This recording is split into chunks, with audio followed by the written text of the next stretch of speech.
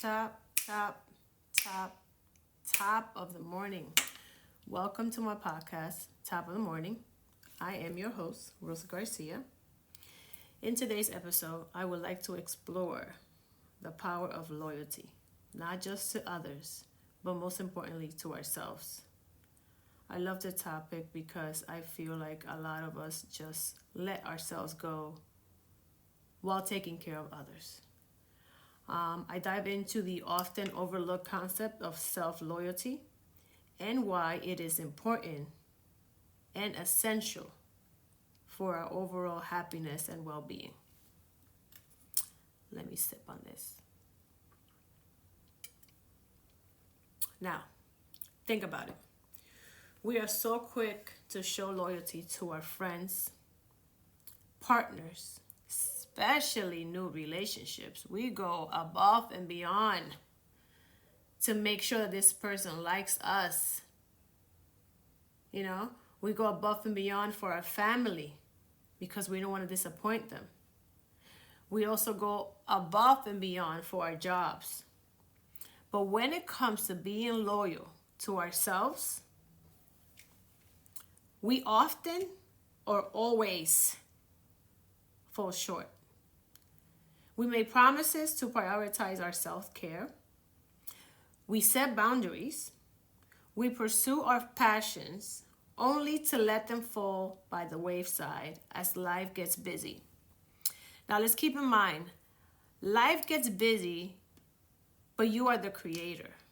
You're creating a busy lifestyle where everyone and everything else is important except yourself. So what if we approach self-loyalty with the same dedication and commitment that we show to everyone else? Take a second to really keep it 100. Let's be honest. Let's just really take a moment to look back and say, you know what? When did I really stop taking care of myself? When did I become my number 2 or number 3 priority? And we still have time. We're still young, we have time to make it happen. So why do we make ourselves a priority? And we follow through on the promises that we make to ourselves, starting today. Forget about what you could have, should have done. Forget about how many times you tried and you failed. We are important enough for us to start over and over again until we build that discipline and that consistency. So in this episode, I would like to explore the importance of being loyal to ourselves, the impact that it can have on our mental and emotional well-being, and practical ways to cultivate a deeper sense of self-loyalty in our daily lives. I'm going to try to break it down into 7 steps, lucky number 7. So I'm sure that if we just follow through with what we say to ourselves, we are going to have such a better mental health than the ones that we have right now. I feel like, stress, anxiety, depression, everything is caused by our decisions, our actions, and the things that we are falling short on doing. So, number 1, self-worth. Being loyal to ourselves helps us recognize our own value and worth. Remember your worth. Remember that. It reinforces the idea that we deserve love, respect, and care just as much as anyone else. And remember, self-worth is self-love.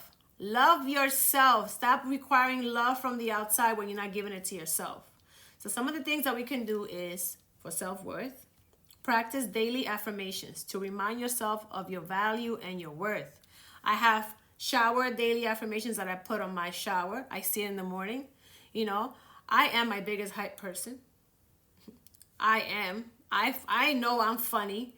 If you don't think I'm funny, that is fine. I know I am, Another thing you can do for self-worth is keep a gratitude journal to focus on the positive aspects of yourself and your life. Waking up with gratitude is my number 1 thing out of everything that I'm probably going to say right now. Life is a gift that not everybody gets to, live for a very long time. So let's really wake up with gratitude. Let's also engage in activities that bring you joy and a sense of accomplishments. Like, just really, let's try sit down with yourself and really say, you know, what makes me happy? Like for me, I started to crochet. I love running. Really think about that. Surround yourself with supportive and uplifting people who appreciate you for who you are. Your surroundings matter, okay? They are a huge impact. Look at your circle. Number 2, self-respect. When we are loyal to ourselves, we set boundaries. We prioritize our needs, and we respect our own values. The self-respect is essential for maintaining healthy relationships with others as well. But you cannot expect respect from anyone when you're not respecting yourself, your needs, your wants, your desires. Like, let's go back to that. So what can you do about self-care? Let's see. We could establish a self-care routine that includes activities, right? Some of those activities could be meditation, exercise, running helps. It really does. Healthy eating and rest. A lot of the things that whenever I have conversations with people, they say, oh, I don't know how to run. Oh, I'm not a morning person. That's because you're telling yourself that you don't know how to run. That's because you're telling yourself you're not a morning person. You're not trying to break that cycle of what you think you are. So let's do that. Let's change our wording and stopping those blockages that we are creating for ourselves. Schedule a regular me time to relax, recharge, and do things that nourish your mind, body, and soul. Set some boundaries to protect your energy and prioritize your well-being. Let's do this. Also, you can seek some professional help or therapy when needed to address any mental concerns. I'm not a therapist, but I'm a life coach, so I'm plugging myself in there. Putting my calendar out soon, and I did therapy, and that was probably the best decision I've ever made in my life 7 years ago. My mental, my physical, my spiritual has shifted in a way that I highly recommend you seek someone that you can speak to. Sometimes journal doesn't work for everybody, doesn't work for me, but speaking to someone really does. Number 3, self-care. Loyalty to oneself involves taking care of your physical, mental, and emotional well-being. Again, physical, mental, and emotional. By prioritizing your self-care, we can better manage stress, improve our overall health, and increase our resilience. We go to sleep thinking about our bills and what's happening tomorrow. Our minds are always on 100 and what's happening. Let's try to bring down that stress a little bit by just really being happy internally, not just on the outside. So some of the things that you can do for self-respect is practice communicating your needs and boundaries clearly and respectfully. Like, ladies, if you have a boyfriend and you like him to carry your bag and you say chivalry is dead, hand him the bag. Like, hey, baby, here, carry my bag for me. Do you mind opening the door? Speak up what it is that you need. What are your needs? People are not mind readers. Treat yourself with kindness and compassion, especially in moments of self-doubt or criticism. We tend to always make mistakes. And when we make a mistake, man, we are our worst critic. I'm speaking to myself. I need to stop doing that. I will be better. Stand up for yourself and your beliefs, even when faced with opposition. You are not here to try to be liked or understood by everybody. You are here to live your life. And those that like it, love it. If those that don't, okay, keep it moving. Reflect on your values and make choices that align with your principles. We tend to lose ourselves sometimes because we become people pleasers. Or sometimes we don't even know who we are because we are over here, cheering for Nancy, whoever. Just live life for yourself. Number 4, authenticity. We have to be loyal to ourselves because it means staying true to who we are, our beliefs, and our aspirations. It allows us to live authentically and pursue paths that align with our true self. Things that you can do to practice that is embrace your uniqueness. We are some amazing, unique individuals. And some of us are trying to fit in so bad that is sad. Being unique is probably the biggest gift that God has given us. Celebrate what makes you different from others. I love being different. I don't want to be, I walk into a room and I have a pixie cut. I'm like, yes, I'm the only one with a shaved head. Because I don't want to look like everybody else.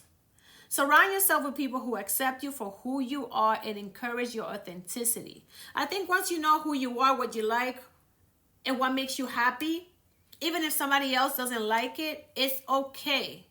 Because you're not looking for their validation. You're already validating yourself. Let's go. Number 5, empowerment. I love that word. Woman empowerment. I love it. Self-loyalty empowers us to make choices that serve our best interests rather than seeking validation or approval from external sources.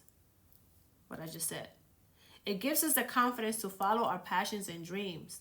Let's stop picking jobs because that's what society expects us to, or our parents, or to get a boyfriend or a girlfriend, or whatever. Like, let's do things that makes us happy. Like, let's go back to when we were like a little kid and just, man, playing outside was the best thing that your parents could ever do for you.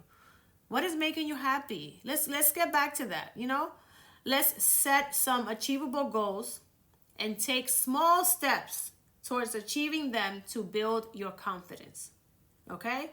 Challenge limiting beliefs and negative self-talk by replacing them with positive affirmations and empowering thoughts. I listen to podcasts. I listen to a lot of, I go to church on Sundays. I surround myself with positive people. And if you're negative Nancy, you're going to be negative Nancy by yourself. Because I don't got time for that. Seek out opportunities for growth and learning to expand your skills and knowledge. Feed that brain 24/7, baby. What can you learn? What can you teach it? What can you, expand it to? Let's get to work. Practice self-compassion and please, forgive yourself for your past mistakes or setbacks. We are not perfect. We're never going to be perfect. We're never going to live a perfect life. Let's enjoy the things that are working out for us and appreciate them. And you are going to be so much more grateful and so much more happy if you start shifting the way you think. Number 6, emotional stability. When we are loyal to ourselves, we build a strong foundation of self-trust and self-compassion. Do you trust yourself? Do you trust yourself to do right by you? Okay? Ask yourself. This can lead to greater emotional stability, resilience in the face of challenges, and a more positive outlook on life. Man, if I start telling you about all the things that haven't been going right for me, yet I am grateful and appreciative of everything that is going right, you would not be able to handle it. But guess what? I am grateful. I am alive. I have a roof over my head. My health is good. Not at 100, but it's good and it's manageable. Let's be grateful. Let's develop a mindfulness practice to stay present and grounded in the moment. Some of us tend to be worrying about the future or how we're going to pay these bills or what's going to happen. And some of us are still working and trying to figure out what we could have done different in the past. Stop that. Practice deep breathing exercises or meditate to manage your stress and regulate your emotions.